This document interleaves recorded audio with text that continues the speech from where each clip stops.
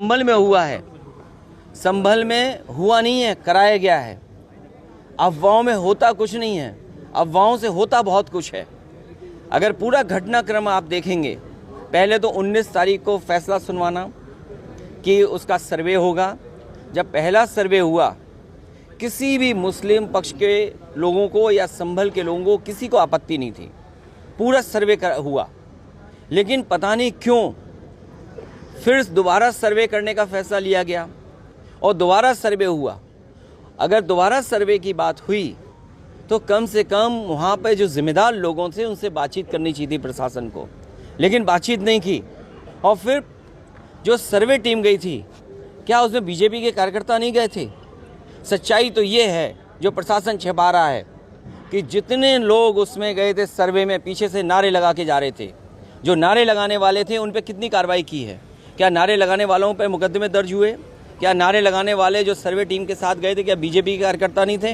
क्या प्रशासन की आंख बंद है इस बात को लेकर के? और सोचिए आप पीजीआई में जाइए, नौकरी कहाँ की मिली राजस्थान के लोगों को? आप लोहिया इंस्टीट्यूट चले जाइए लखनऊ में, वहाँ पर नौकरी किसको मिली है? राजस्थान के लोगों को। सैफई मेडिकल यूनिवर्सिटी में चले जाओ तो नौकरी किसको मिली है? राजस्थान के लोगों को। और फिर राजस्थान के लोग उनको बैठाया जिन पर प्रश्न लगता है, जो अधिकारी हैं वहाँ पर। ये क्या वजह है कि राजस्थान के अधिकारी देख रहे हैं सब वहाँ पर, और बाहर से लाए हुए टेम्परेरी जो एक्सटेंशन पे रह रहे हैं उनसे कानून व्यवस्था संभाली जा रही है। ये गंभीर बात है। मुझे उम्मीद है कि इन सब घटनाओं को सुप्रीम कोर्ट सो मोटो लेकर के देखेगा कि आखिरकार इस तरह की साजिश क्यों रची गई। क्योंकि भारतीय जनता पार्टी को अपनी जो बेईमानी की थी, उन्होंने उस बेईमानी को छिपाना था।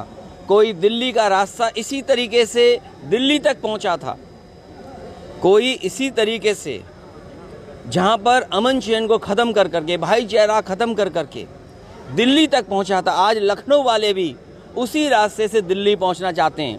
ये दिल्ली और लखनऊ की लड़ाई है जिसमें जनता पिस रही है। ये लखनऊ और दिल्ली की लड़ाई में जनता पिस रही है। और सच्चाई तो ये है, अब देखते हैं कि राजधर्म कौन अपनाएगा, राजधर्म पर कौन चलेगा। ये हमें और आपको भी देखना है कि राजधर्म का पालन होगा कि नहीं होगा।